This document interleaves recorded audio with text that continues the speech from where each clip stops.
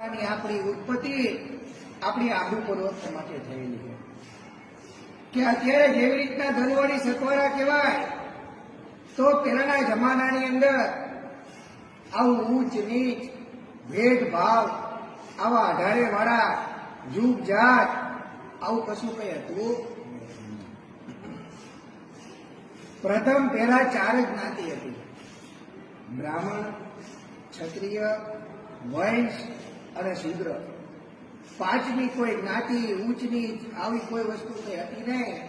તો પ્રથમ પહેલા આપણે કેવા હતા? તો પ્રથમ પહેલા આપણે ક્ષત્રિય હતા, 16 શાખાના રાજપૂતો હતા.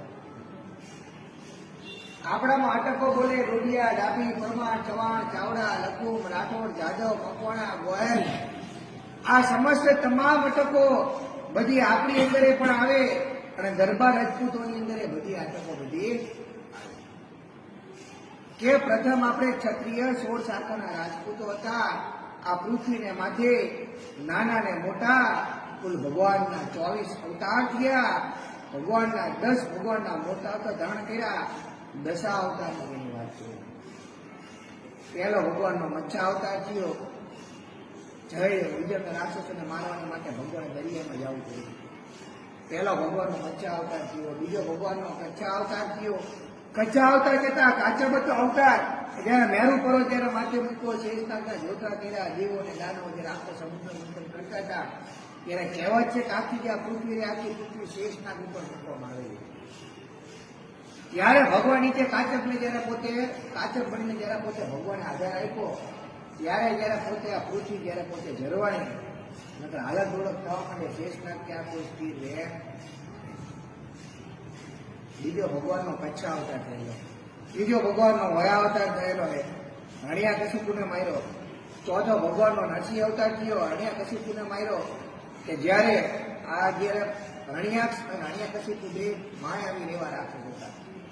ભગવાન એવા બે જયારે પોતે અવતાર ધારણ કરવા પડ્યા કે જયારે ત્રીજો ભગવાનનો વરા અવતાર ભૂલનો અવતાર છે, જે કાળ ક્રોધમાં જેને કહેવાય કે જે વરા અવતાર જેનો ભૂલનો અવતાર છે ત્રીજો વરા અવતાર. ચોથો ભગવાનનો નરસિંહ અવતાર થયો. પાંચમો ભગવાનનો વામન અવતાર થયો બલિરાજાને ત્યાં. અને છઠ્ઠો ભગવાનનો પરશુરામનો અવતાર થયો. આ પરશુરામે પરસી ફેરવી એ 18 વાળા કર્યા કે જે ભાઈ ભાઈ ભરવાડ કેવાના, ગાઢ કેવા, વણી કેવાના, મંદિર ભાસરત કેવા, રાણીયા ચૂપા રબારી કેવાના, વેપાર કર્યો વાણિયા કેવાના, ત્યારથી બધી 18 આલમ. કોલ્હાપુર પટ્ટણના રાજા શેષ રાજુ રાજાના ફોજના માણસો હતા. આપણે બધા કેવા હતા? કોલ્હાપુર પટ્ટણના રાજા શેષ રાજુ રાજાના ફોજના માણસો હતા. એ રાજાને મારી નાખતા. જયારે ફોજ ચારે બાજુ બધી જયારે પોતે વિટવા માંડી, એક વખત નહીં પણ 21 વખત આખી પૃથ્વીના નક્ષત્ર.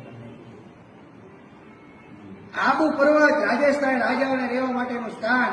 એવા આબુ પર્વતને માથે ભગવાનનું સ્વયંભૂ લિંગ પ્રગટ થયું. ભગવાને વિચાર કર્યો કે આ લિંગની કોઈ સાર સભા રાખવાનું કોઈ છે નહીં. માટે ભગવાને 2 ગણોની ઉત્પત્તિ કરી. એકનું નામ ધરણો અને બીજાનું નામ કર્ણો. જે ધરણો હતા એ ભગવાનનો કોઠીઓ ચડાવે અને કર્ણો જે હતા એ ભગવાનનો ખાણ ગળતા. એ ખાણ ગળતા એટલે ખાણ ગળો તરીકે ઓળખાતા. કોણ છે પેલા ખાણ ગળો? અસલ ઓરિજિનલ મેઇન સત્વરા જે રહ્યા એ આ ખાણ ગળો જે છે. આપણે ઓરિજિનલ આપણે કઈ ડુપ્લિકેટ ના કહેવાય પણ આપણે વટલા નહીં. આ ખાંડળો જે 2 ભાઈઓ જે હતા સમય જતા સિજ્યા કુમારી અને વિજયા કુમારી આકાશની જે 2 અપસરા હતી, 2 અપસરાથી 2 ભાઈઓના લગ્ન કરવામાં આવ્યા. સમય જતા 2 ભાઈઓને 8 કન્યા થઈ, 16 કન્યા થઈ. ધરણોને 8 કન્યા, કર્ણોને 8 કન્યા અને ધરણોને 8 કન્યાને માટે દીકરાનો જન્મ થયો. જે શિશુપાળ, એ શિશુપાળનો વંશ વારસો બધો ખાંગરા પરિવાર છે. 16 કન્યા એક દીકરો છે પોતે તો 16 ભાગતા ભાગતા આ 2 ભાઈઓ પોતે વૈશ્ય જાતિના હતા. કેવા હતા? વૈશ્ય જાતિના છે. વૈશ્ય જાતિ કહેતા નહીં ઊંચમાય નહીં કે નીચમાય નહીં. કોક આપણને એમ કે ભાઈ ઊંચા તો ઊંચાય નહીં, કોક આપણને એમ કે નીચા તો નીચાય નહીં. નીચા એટલે શુદ્ર જ્ઞાતિ હલકી કોમ કે બધી કહેવાય છે. એવું બનતું એની થોડી વાગી જમા. પણ આપણો કોઈ જેવી તેવી કોમની અંદર આપણો વટલાવ થયો. ત્યારથી બધા આપણે બધા એમની સાથે ત્યારથી આપણે બધા પોતે જયારે વટલાના એ ભાગતા ભાગતા આવ્યા, કીધું કે અમને બચાવ, અમને વટલાવી દો, પરશુરામ ભગવાન અમને મારી નાખશે. ત્યારથી અમને કીધું કે તમારા ભાલા તલવારો ખાઈમાં ફેંકી દો. એ ભાલા તલવારો ખાઈમાં ફેંકી દીધા. ઘોડા છોડી મૂકો, એ ઘોડા છોડી મૂક્યા. એ અસ્ત્ર પૂજન જયારે પોતે આપણે જે તમામ પોતે જે હતા શસ્ત્ર પૂજન તમામ બધા આપણે બધા પોતે મૂકી દીધા.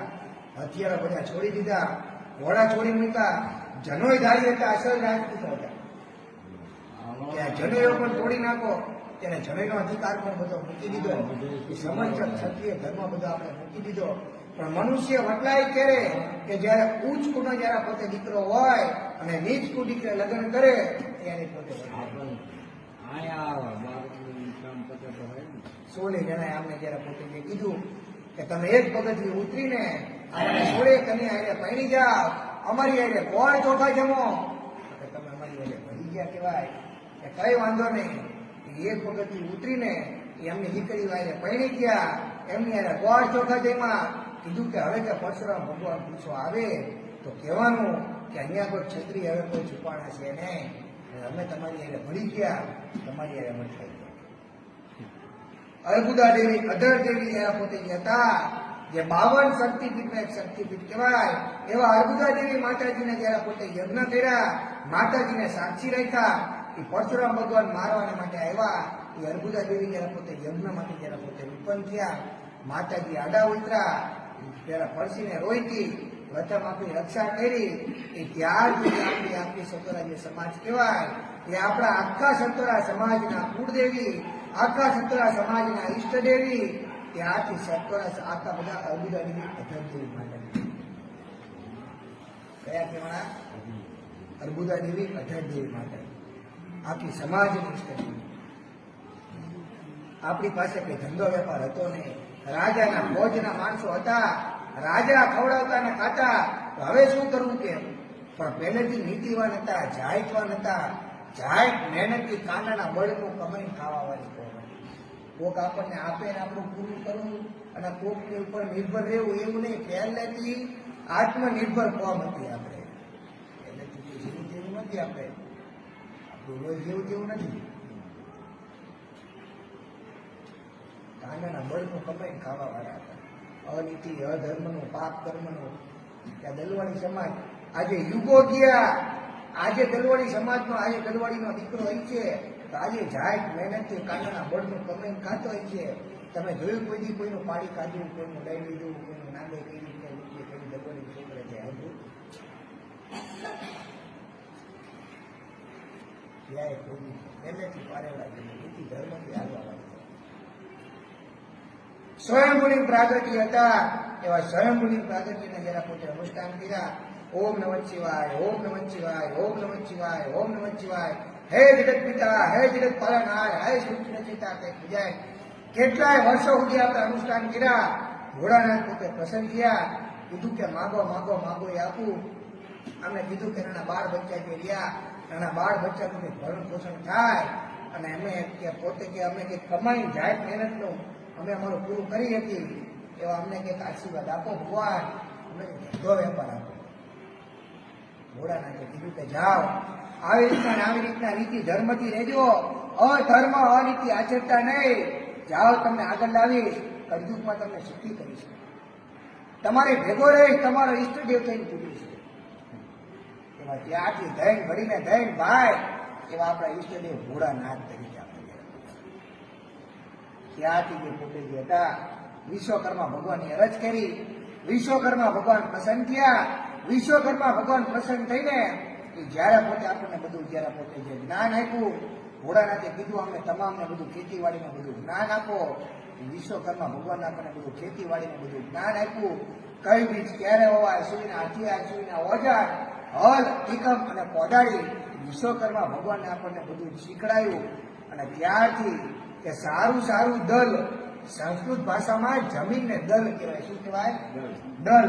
કે સારું સારું દલ જોઈને વાડીઓ પેદા કરવા વાળા એ મૂળ પ્રથમ આપણે બધા દલવાડી તરીકે બધા ઓળખાણા. કેવા કહેવાના? દલવાડી. અસલ ઓરિજિનલ આપણા બાપ દાદાનો આપણો ધંધો, આપણો ખેતીવાડીનો આપણો ધંધો. દલવાડીની ખેતીનો ધંધો આપે. ત્યારથી આપણે દલવાડી તરીકે જે બધા ઓળખાણા, ત્યારથી ગુરુ વિના જ્ઞાનનો નીચે ગુરુ વગરનો માણસનો ગુરુ કહેવાય. કંઠી તો પહેરવી જ પડે. સાચા સંતો જોવા હોય તો બે જગ્યાએ જોવા મળે, એક જુનાગઢ માટે અને હિમાલય માટે. હિમાલયમાં તો જવાય નહીં, માટે હાલો જુનાગઢને માટે. ગુરુ આપણા ત્રણ આવે, એક સદગુરુ આવે, એક કાન ગુરુ આવે અને એક વંશ ગુરુ આવે. વંશ ગુરુ એટલે વંશ પરંપરાગત તમારા બાપ દાદાનો ગૈડિયાનો ચોપડો રાખવા વાળા, તમારી વંશાવળી રાખવા વાળા, એ અમે તમારા વંશ ગુરુ કે જયારે આદિનારાયણે 18 પેઢીની અંદર જયારે પોતે વિસ્તરણ થયું, જયારે પોતે શું ગોત્ર, શું શાખા, શું પર્વ, શું નિવેદ, શું શાખા, આ કજુગમાં કોઈને પેઢીને આ કોઈને કઈ વસ્તુની કઈ ખબર હશે નહીં. એક ગોત્રની અંદર વર વાપર કઈ છે. સત્ય સનાતન ધર્મની અંદર આ ગોત્રનું જ્ઞાન હોવું જોઈએ.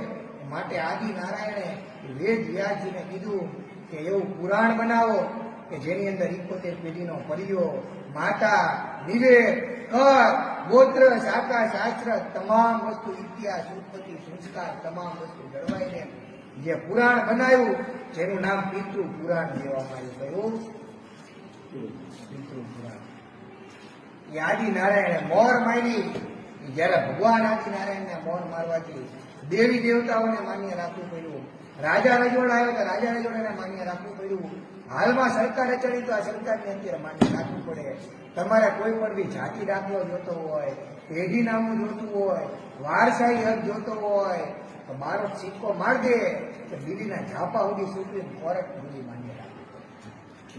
અને એમાં અત્યારે પાછો સિવિલ કોર્ટ અત્યારે નવો કાયદો આવ્યો. અત્યારે એનસીઆરનો અત્યારે આજે એનસીઆરનો જે કાયદો આવ્યો, આ સિવિલ કોર્ટનો 7 પેઢી તમારે રજૂ કરવી પડે. આ છોકરા કોઈ ભણે ભણે કોઈ આગળ વધ્યા હોય, કોઈ એવું આગળ ઉપર લેવાનું કંઈક કામ હોય તો તમારે એ 7 પેઢી હવે તમારે રજૂ કરવી પડશે. ત્યારે તમને ભારતના બધા અધિકાર હક હિસ્સા પડશે. 7 પેઢીથી તમે નાગરિકત્વ ધરાવો છો, કાં તો બારોટનો સિક્કો હોવો જોઈએ. અમુક અમુક એમ કે શું બારોટ કહેવાય એ બધું હવે વળી પાછી ખબર પડશે શું. જોકે માનીએ જ છે પહેલેથી બારોટનું, જેને જાતિ પણ જેને જરૂર પડી હોય એને ખબર હોય. પછી જીવનમાં જેને કઈ જરૂર કઈ પડી ન હોય, આ નદીએ કોઈને વટવી હોય કે ખેતર ને ખેતરથી ઘરે ઘરે દિવાળી સીમમાં તો એમને તો કઈ પછી કઈ જરૂર પડે. આગળ કઈ નીકળવું હોય કે ત્યારથી જે રહ્યા એવા 3 ગુરુ જુનાગઢને માંથી આવ્યા.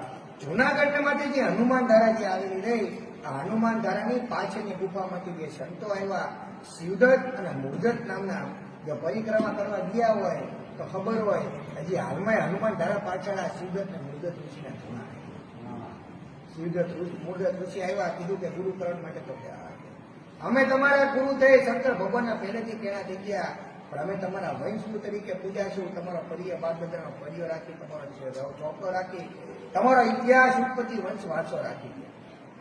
કઈ વાંધો નહીં, પણ તમે સત્યની પ્રતિજ્ઞા કરો, સત્યનું પાલન કરો 17 જણા, તો અમે તમને તમારા ગુરુ થઈ.